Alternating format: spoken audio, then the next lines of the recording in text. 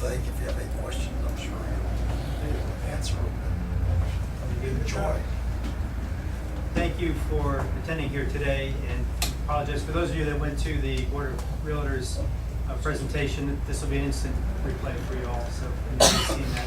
If not, that's good, because I can start introducing new things. As Bob was saying, the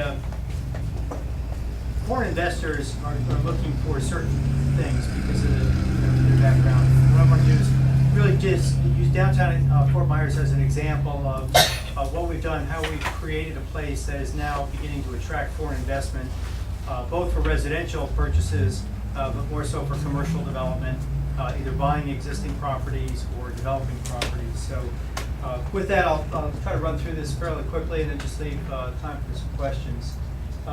You've all heard the adage, location, location, location. It doesn't matter who you're selling to, you need a place that's worthy of marketing. And the question 20 years ago is downtown Fort Myers the place to do that? If you were selling in River District, as we call it 20 years ago, this is what you could offer your client. Typical sign back in about the mid to late 1990s. You put out a for sale sign that said loft and quaint downtown, very quiet neighborhood, some updating needed. Well, in realtor speak, what that would actually mean is quaint downtown means it's has a lot of potential, but it's got a long way to go. A quiet neighborhood, it's dead. Downtown are not supposed to be quiet. Some updating, it's severely deteriorated. So I'm sure you've all seen these before. But in 1998, this is what you would have been selling if you went downtown. Largely buildings that had been boarded up over the years, or slip covered over. You see one person on the street here. That's not going to attract developers. Even over the right-hand side, the St. Vincent de Paul thrift shop didn't even make it down there. Again, these are some of the patios and alleyways. The Dean Hotel, the one on the right, which is today Ford's restaurant. Again, one car on the street, no cars in the driving lane. Where Iggy's Fish House and the former French Connection is on the corner of Jackson and First. A lot of people forget what it was like not too many years ago. This is the corner of First and Henry Street, Main Street and Henry Street. So your seller's disclosure form would look something like this. Deteriorated vacant buildings? Yes, absolutely. Empty storefronts, failing infrastructure, minimal street furniture and landscaping, no pedestrian infrastructure, and very low traffic counts. Of course, that's not going to attract developers' interest. What they're looking for, and again, we get a lot of folks from, and here, Canadians, Europeans, Brits, German investors, but a lot of the things they're looking for are a warm year-round climate. Obviously, if we have that, we have to do there. They're also looking for a reasonably affordable cost of living or cost of doing business, a perception of safety. They want to at least feel safe when they're in the different communities, different areas. Europeans especially, and South Americans also, are used to walkable communities with a sense of place. In other words, it's a place you feel comfortable walking, and there's things to attract you that keep you walking around that area. They're looking for residential options, not just one type of housing, but loft apartments, riverfront condominiums, single-family homes, inner city, older neighborhoods. Mobility, transit options, the same thing. They don't want to necessarily have to get in their car and drive every place. If you go to a lot of European cities, public transit is far ahead of anything we have here. People walk, ride bikes, use public transit. And a compact urban community, at least areas that are identifiable as a community, so that you know you have a sense of place when you're arriving, whether it's downtown Fort Myers or downtown Cape Coral, you know when you're there. Where do our visitors come from? Well, in 2017, the last full year of numbers we have, 4.8 million visitors came to Lee County. International visitors represented 640,000 people. Those are all folks that are potential clients if they like what they see. The country of origin, Canada, is the biggest number of visitors with over 250,000. Germany, we have a good German population throughout the county. They represent about 190,000 visitors a year. The UK, about 81,000, and then others make up the balance of it. So, primarily we're attracting folks when you're looking outside the U.S. from Canada, Europe. We're beginning to see some South American investment up here. Miami for a long time has had the South American market pretty well captured, but because of prices over there, we're beginning to see some of that investment look to the west and over our coast. Generally, when are they here? Canadians, as you know, they're mainly here in season, November to April, but also to a certain extent in spring and fall. Germans are mainly in the off season, spring and fall. June to September is when a majority of the German visitors come. And the Brits mainly in the off season, July, August, early September, because that's traditionally their holiday period, begins the 1st of August throughout Great Britain. Today's River District offers a lot of the features that international visitors are looking for, and that was after 30 years of hard work on behalf of the city. So have you visited the River District lately? Well, compare some of the pictures I showed you a few minutes ago to what it's like today. And it's done that because we've been able, over a period of years, to create a destination, a place that people want to go to. We did that through things like the Streetscape. Big Pearl's going through that right now. Streetscape was probably the most significant project that we did in terms of attracting new businesses, because it unified the different streets and blocks. We had uniform brick streets and brick sidewalks and historic lighting and landscaping. It kind of pulled everything together and encouraged private investors to start fixing up the buildings. It was an expensive project. We did 54 blocks. It was about $54 million investment. But that alone attracted well, not that alone, but that significantly helped in attracting about 88 new businesses to downtown. From the time we finished the Streetscape, which was around 2010, 2011, we really started to see an influx of businesses coming in. And these are primarily storefront businesses, the 88. That doesn't count a lot of the offices and things, the uses that went into the upper floors. Dining today is one of the major attractions. You'll see malls, you'll see entertainment centers trying to diversify their mix. A lot of the malls are going to retailtainment, as they're calling it, where there's dining, shopping, and other activities to do. You've got to try to hold people and give them more than just one thing. In terms of dining, of course, we've got Ford's Restaurant. You've got one of those over here as well. Capone's, the Lodge Restaurant, Los Cabos Cantina and Tequila Bar, Twisted Vine, Barrel Room, Veranda Restaurant, Wisteria Tea Room and Cafe, Millennium Brewing Company, and 35 more restaurant, bars, and nightclubs. So altogether, we have nearly 60 restaurant, bars, and nightclubs in downtown. So what's happened there is it's become a destination where people, instead of coming down and saying, well, I'm going to Ford's Garage, they'll say, I'm going to the River District. And once they get down there, they'll walk around and say, well, gee, maybe the line's too long at Ford's, so I'll go to Capone's or I'll go to Wisteria. It gives them options. There's enough options for them to make that a destination to go down. Event destination, creating a sense of place where there's activity going on all the time. We have on a regular basis car cruise-ins. Altogether, we have about 50 events downtown that attract over 500,000 people a year. Initially, our office as a redevelopment agency produced a lot of the events. We found we just didn't have the staff to do that. We were working 40, 50 hours a week and then another 20 and 30 hours on the weekend. So we turned it over to the merchants. We fund about $250,000 a year towards the Downtown Merchants Group, the Downtown River District Alliance, and we let them double that with other sources of income to produce the events. Art Fest is probably one of the biggest single events in downtown, showing how it not only fills up the downtown, but the whole waterfront area. Bike nights, of course, we coordinated with the Cape on bike nights. It used to be we were competing with one another. We now do alternate months. We'll do November, Cape will do December, we'll do January, they'll do February. And so it's helped to try to cooperate, coordinate with the other agencies in the area.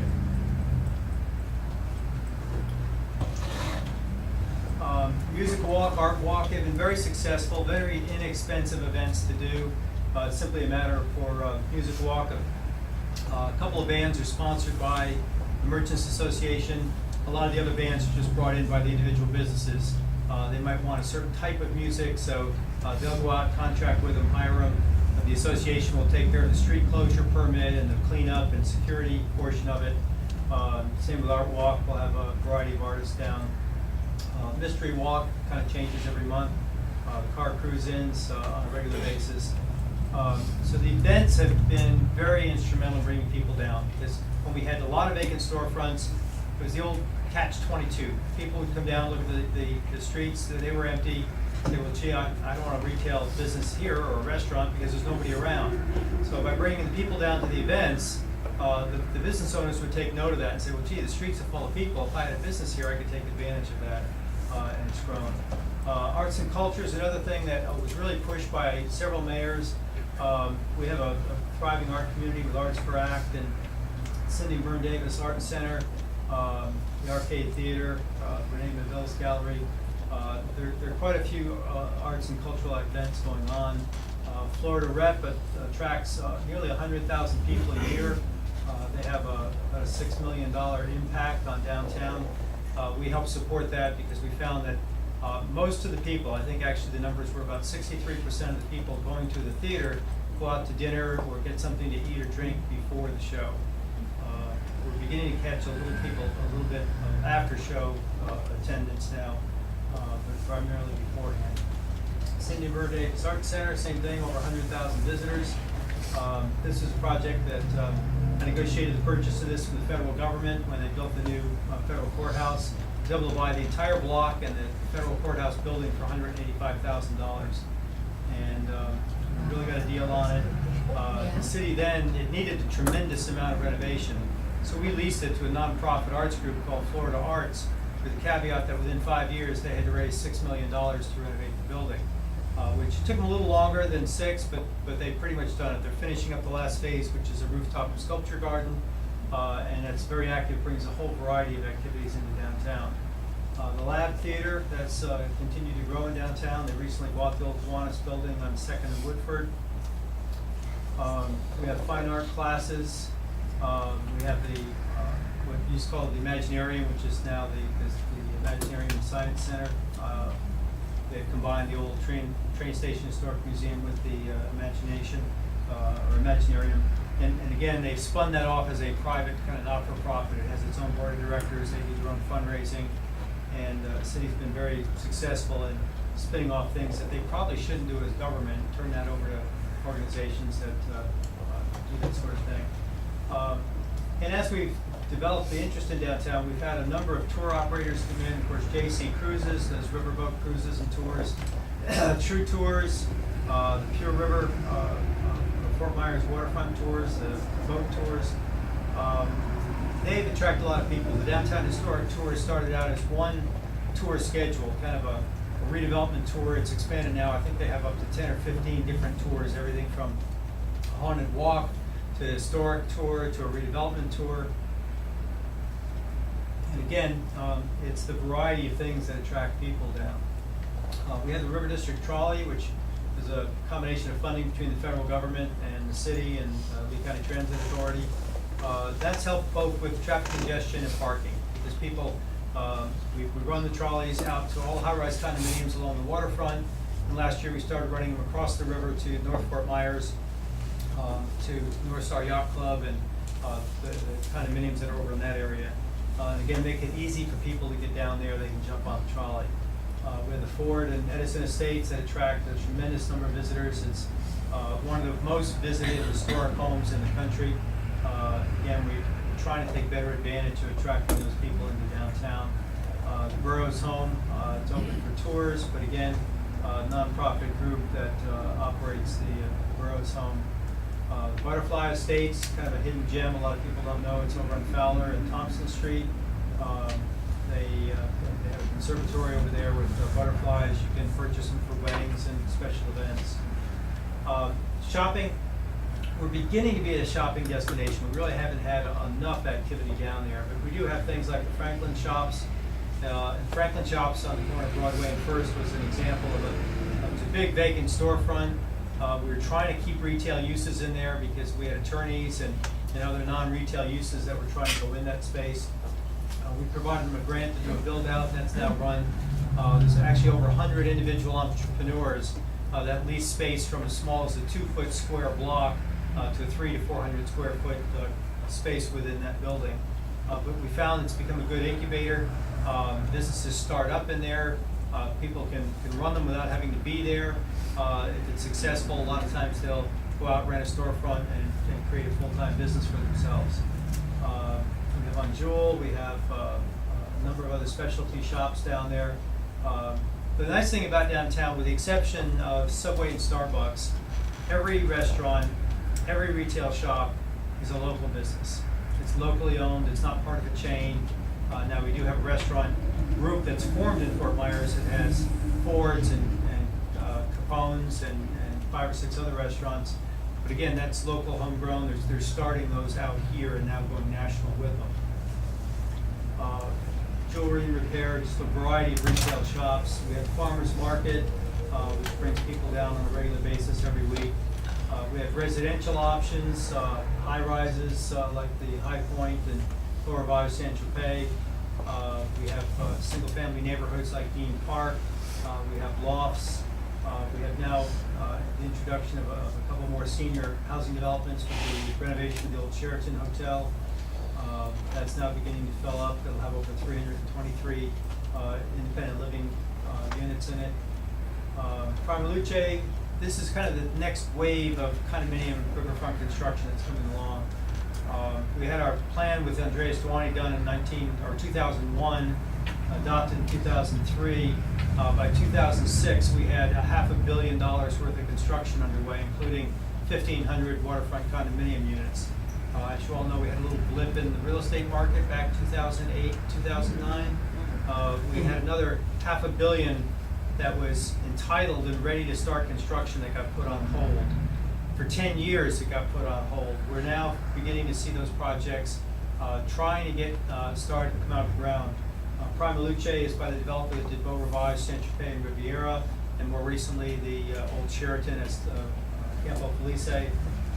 They're doing the seawall work, some site prep work now.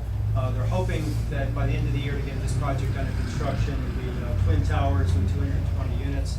And this will mark hopefully the start again of investment in residential downtown development. The problem that we see is nobody wants to be the first one. All the developers are kind of sitting back waiting for somebody to take that plunge and see what the market will do, because it's been 10 years. And so hopefully with this project getting started, we'll see a few others. This is an example of some of the riverfront development that's attracted foreign investment. This is a development group originally from Colombia. They're doing the one project, which is just a smaller 16-story building. This is an interesting example. They came in, had designed and permitted for 2 32-story towers with almost 300 units.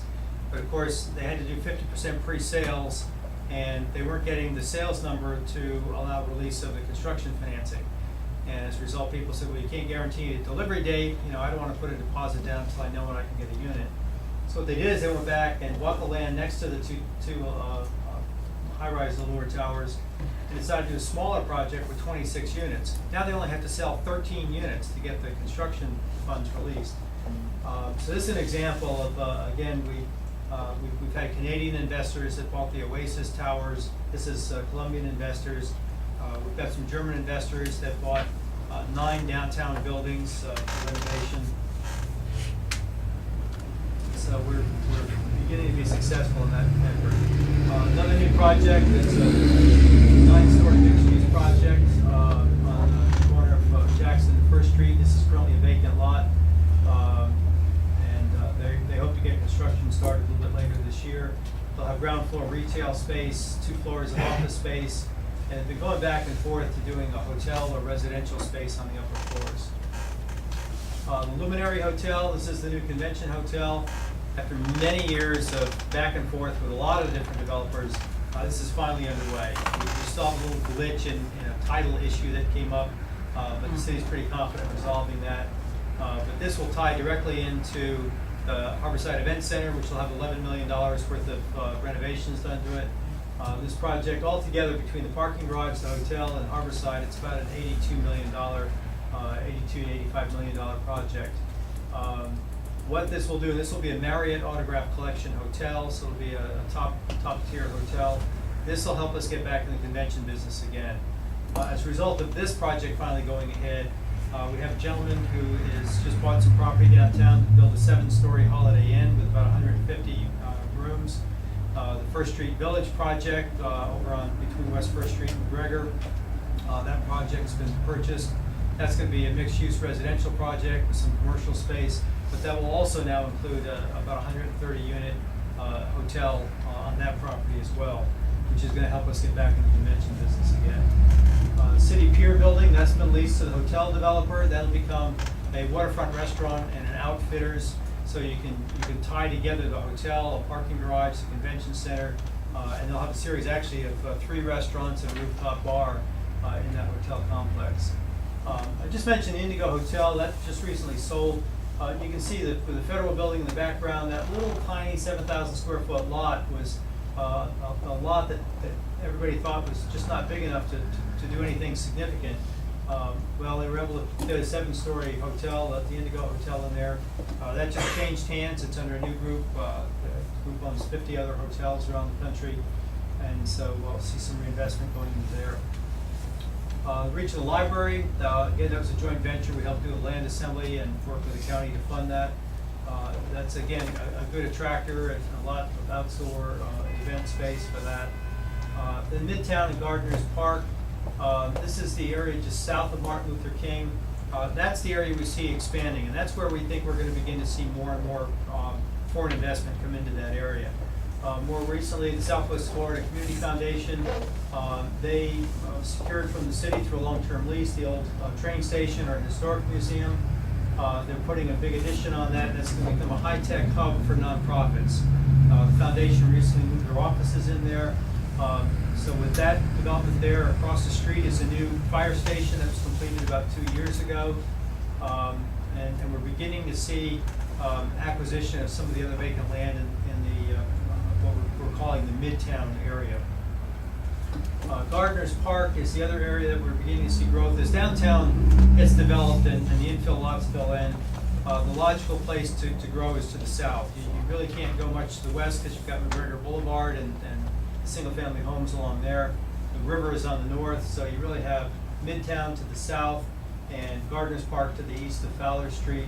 And again, we're beginning to see investment and development take place there. Wisteria Tea Room recently expanded, bought the property next door.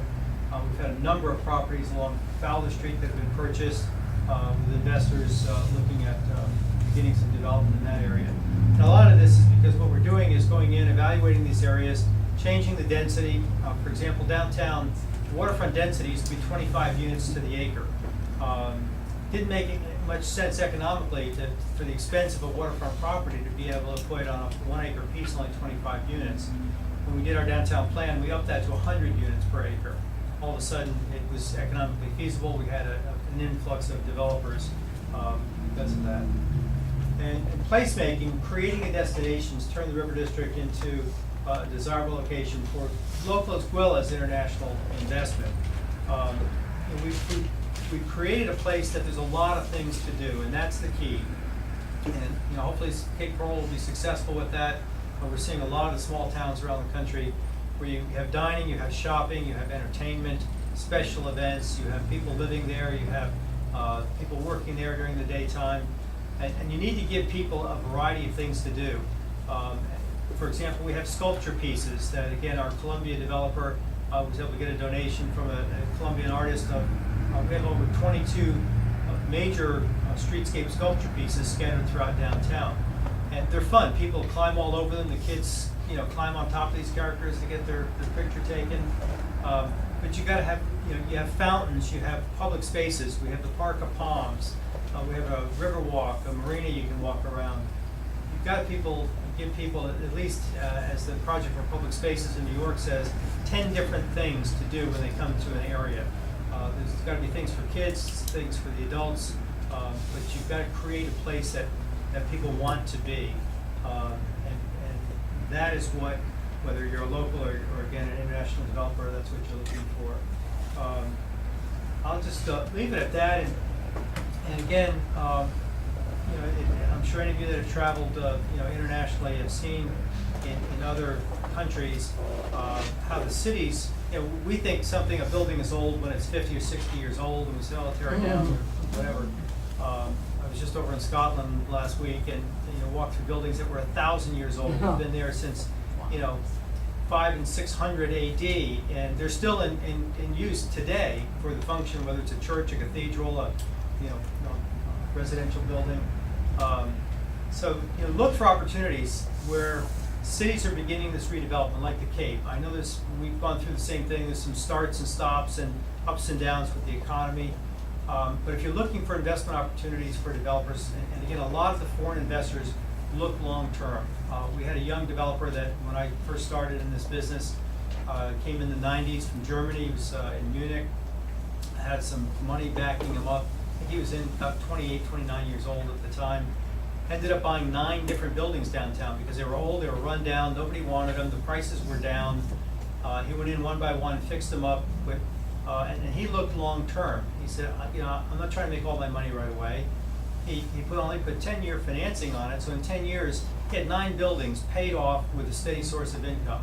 He's in his 30s now and living very comfortably, and kind of picking and choosing what he does. But there's cities all over the state, all over the country that are going through this redevelopment process. And again, it's hard to judge the timing, but you want to get in, if you're an investor and you want a long-term, 5-10-year investment or even 20-year, look at opportunities of buildings or space where cities are beginning this redevelopment process and you're beginning to see signs of reinvestment. That's where the investors can really do well. But it's not a short-term thing. It's more long-term type of investment. So with that, let me just open it up to any questions. And again, as Bob said, I'm relatively new in commercial real estate. I've really only been working at it a little over a year. But my job with the city as redevelopment director for 30 years, I kind of did it on the public side where it was easy for me. I just gave away information and provided developers whatever I could to encourage them to come down. And now I find I've got to figure out how to get paid for doing the same thing. It's a whole different world out there. I can certainly sympathize with you all. So with that, I'd be happy to open it up. If you have any questions, I can try to answer. I'll be happy to. Yes, How ma'am. far south would you say the planning would be going?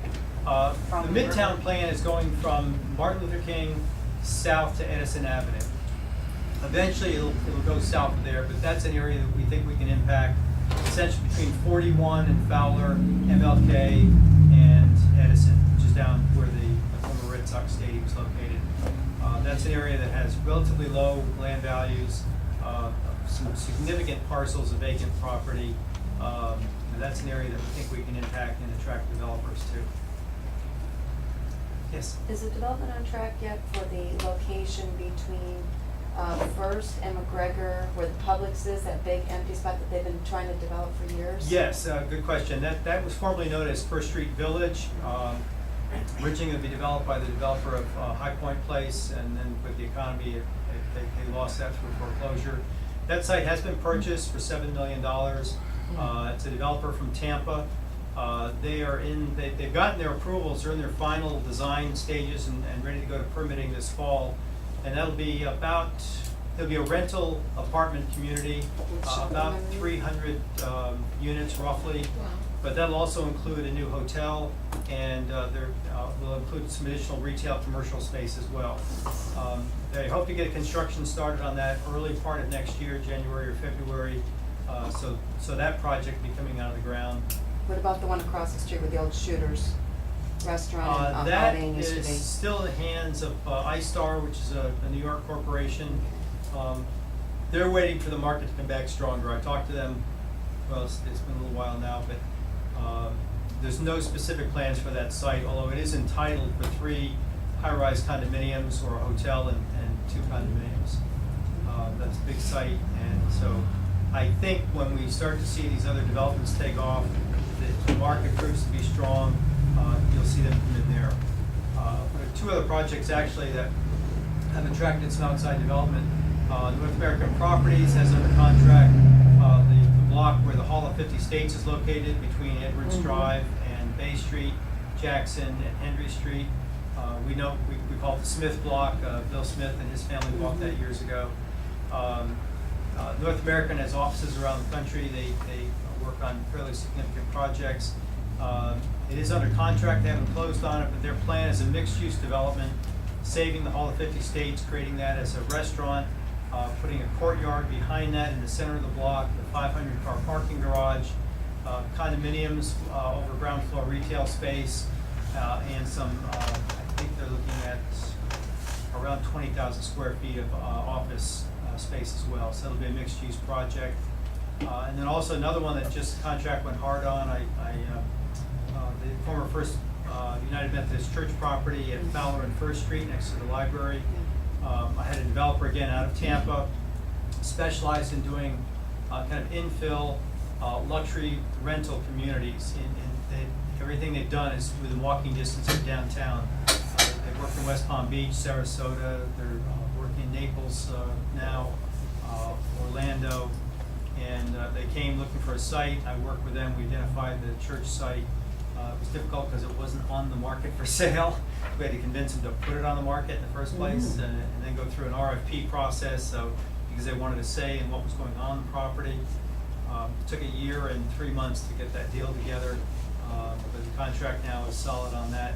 And again, that'll be a primarily luxury residential, some ground floor commercial space, structured parking, really nice amenities package with the pool and outdoor areas. So again, we're seeing developers that have traditionally gone to the bigger cities like Miami's, Orlando's, Tampa, coming down and take a look at us now because the prices are going up in some of those other communities, and we still have a little bit more affordable prices here. Yes, ma'am. Yeah, do you know anything about on the way to Fort Myers Beach from Summerlin, San Carlos Boulevard towards the Matanzas Bridge?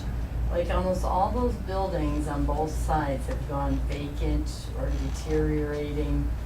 You know, it looks terrible when you're heading towards the beach. It's supposed to be a nice beach. I live near that. Yeah, I really don't, I'm not as familiar with that area of town, so I'm not sure the reason behind that. I know there's been talk of, redeveloping some of the areas on this side of the bridge as well as the, Yeah. Thorgensen's new project on the other side, on Boulevard itself there.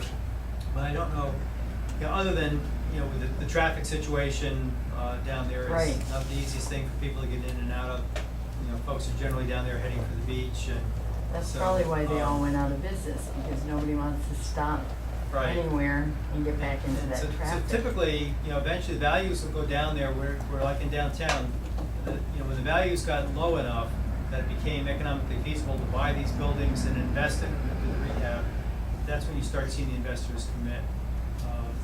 So it's kind of has to go through a cycle. Mhm. What about Palm Beach from 75 going into downtown? Palm Beach, another good question. That's another area that's a redevelopment district. That's been a challenge too, because you've got a lot of vacant businesses along there. Yeah. A real mix of ethnicities. The other thing we do finally have, the city after years have gotten the approval to get rid of the one-way streets between Fowler Oh, good. and Seaboard out there at Palm Beach Boulevard. Within the year, hopefully that'll be converted, and they'll go back to two-way, which make it easier to get to some of those condos that are along that part of the waterfront. But it's a challenge. What it's gonna take is an effort. Now that, downtown is going fairly well, we don't have to put quite as much time and effort into there. We just need to maintain it, make sure it continues to grow and prosper. But I think at this point, the city can start focusing on things like Palm Beach Boulevard, US 41, trying to attract some investment development. There have been some zoning changes that have taken place along there. But again, it's challenging because we need to get, and we needed initially to get downtown renovated to make that a destination. And now we've got to work on the neighborhoods that ring the downtown area to keep it successful. Yes, ma'am. They make development plans for that big shopping center on the other side of 41 going into North Fort Myers, where it's been vacant for so long off by Hancock Bridge. Oh, yeah. I know there's been, I think somebody recently purchased that property over there, and they're talking about doing redoing the parking lot and some of the buildings.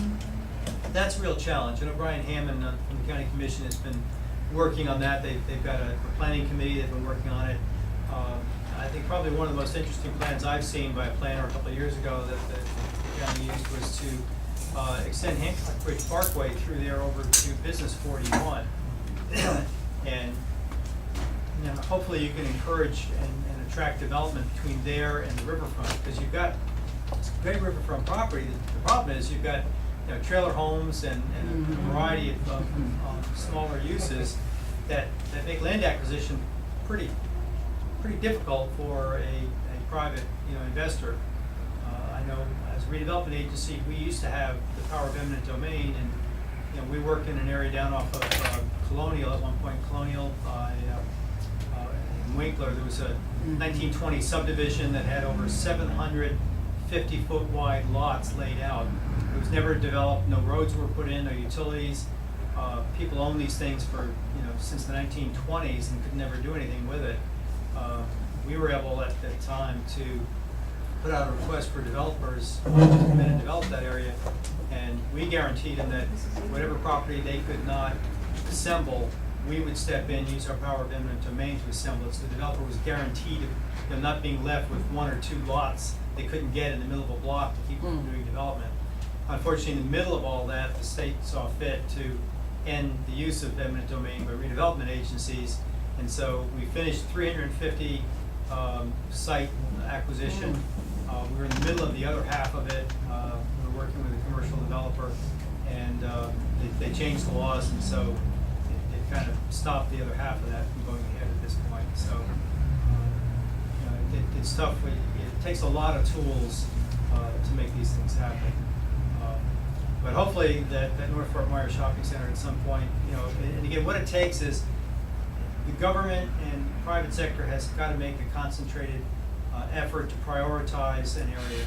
And that's when you begin to see things happen. You can't just say, well, gee, I hope that gets redeveloped. You've got to put incentives in place to attract businesses. You've got to help with land acquisition. And you've got to follow through on it. And I think downtown became successful when developers and investors saw the city was serious about it. They year after year continued to invest, and eventually that brought the private investment. Anything else? If not, I thank you very much for sitting through this today. It's probably not the most exciting thing to talk about on an afternoon like this, but I do have one question about parking situation in downtown. Are they going to, I know with the new structures that are going in, they're going to have parking for the structures that they're building, but what about the situation as it sits now? Because there is such an, There is no. there's Yeah. not, I mean, that's the problem. And then to develop First Street Village, which is where a lot of people park for the downtown events, Yeah. then what happens? Yeah, parking is certainly a challenge. It used to be parking wasn't an issue because there's no reason to go downtown, so there's tons of parking. My wife gets on my case all the time saying, well, geez, man, so I can't get a parking place down there. 41 and trolleys across. There is several rules coming along. I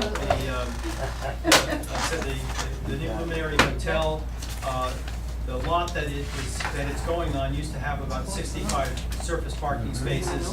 That'll be replaced with a 235 to 40 space parking garage, and it'll be a public garage. It'll be for use by the guests in the hotel, but it'll be run and operated as we operate the other city parking garages. So you'll be actually increasing the amount of space there quite a bit. The North American property is just down the street at Bay and Jackson. They're looking at a 500 space garage. Only a portion of that will be for their development, some of that will be public. So, we're trying to take care of it.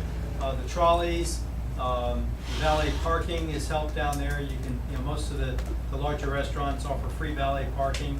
You just have to show receipt from your check there. So we're looking at a lot of different options. The nickel rides that are down there, the little shuttle bus that takes you around. Anything we can do to keep people from using their car to get in and out of downtown. And that's why the trolley connecting the high rises along the waterfront and across the river have been a big help, because people can just jump on that and not worry about parking or traffic. But that's an ongoing issue. what we find is that it is a deterrent, certainly if you come down and you can't find a parking place. But, you know, we do have big events when an art fest or the Edison Festival happens. You know, you get a lot of people and they find places to park or they're willing to walk. If it's something that's worth going to, people will walk, you know, 2 or 3 blocks to go from a, you know, more remote area. Like whenever I go down, I'm almost guaranteed I can get a space at the City Hall parking lot. It's a 3-block walk to get up to First Street from there, but usually other than the bigger events, you know, you can get a spot south of Second Street. But that's going to be an ongoing challenge because we specifically in our plan did not allow developers to tear down buildings in this historic area to put surface parking lots, because that would have ruined the streetscape and the ambiance of the older buildings. But at the same time, you know, you're then stuck with where do you put all the parking? So it is a challenge. It's a Hancock big- Bridge in 41. Yeah, it's a big issue too with the existing condos that are there. Whereas like Beau Rivage and San Tropez and all those, I mean, a lot of those places, they're lucky they can get one spot. Yeah. When the developer came in, he wanted to do this whole big sales pitch. Well, you've got somebody who's bought 2, and then you've got others who have not. And then people, you're trying to sell a unit down there, and for resale, there's no parking. What do you know, that's a huge issue, Yeah, a that's- huge hurdle to overcome. And that's something I think that hopefully the city is taking a look at as far as the parking requirements for new development, that you know, they'd be adequate, because it's not only, you know, and again, what you're seeing, especially places that are maybe available for rent, you've got maybe 2 or 3 unrelated individuals that each have their own car. Right. And so, That's- you know, rather than somebody having 1 car per unit, you get Yeah, some they're cases living back 2 or in the 3 cars 50s. per unit. And the Oasis in particular, the first 2 towers had a smaller amount of parking in it. They were gonna make up for the additional parking in towers 3, 4, and 5, because there's 3 more towers permitted for there. Unfortunately, they didn't get built, so, you know, the extra parking that should have been there isn't, Yeah. so. It's a big issue.